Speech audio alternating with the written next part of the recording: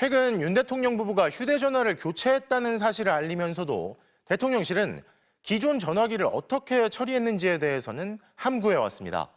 그러자 여야 모두에서 대통령 부부의 전화기는 공천 개입 의혹 등 여러 의혹의 핵심 증거라는 지적이 제기됐고 대통령실이 증거인멸에 나선 거라는 비판까지 나왔는데요.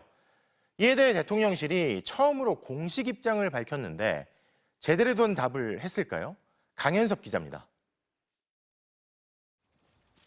2022년 재보궐선거 공천 무렵 명태균 씨에게 전한 김영선이 좀 해주라고 말한 윤 대통령의 육성. 이른바 친오빠 논쟁을 일으킨 김건희 여사와 명태균 씨가 나눈 사적 대화까지. 대통령 부부의 개인 휴대전화는 명태균 파문의 핵심 증거로 간주됐지만 윤 대통령은 아랑곳하지 않았습니다.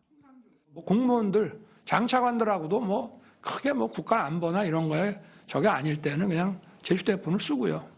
저하고 통화하신 분 아마 손들어라고 무지하게 많을걸요. 순방 직후 대통령실은 첫 가시적 조치로 휴대전화 교체 사실을 알리면서도 기존 휴대전화 행방에 대해서는 함구했습니다.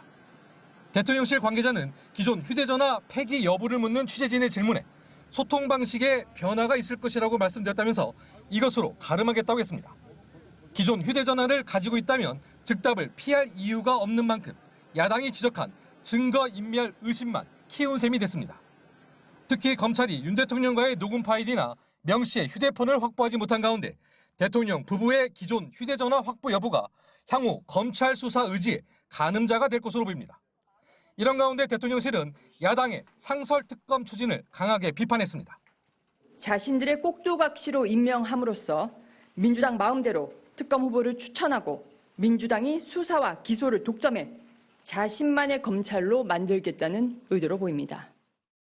도이치모터스 주가 조작 사건과 관련해 김건희 여사를 무혐의 처분한 이창수 지검장 등 서울중앙지검 지휘부에 대한 탄핵 추진에 대해서도 원하는 대로 수사 결과가 나오지 않았다고 해서 탄핵하는 것은 명백한 보복 탄핵이라며 그 피해는 고스란히 국민들에게 돌아갈 것이라고 주장했습니다. MBC 뉴스 강현섭입니다.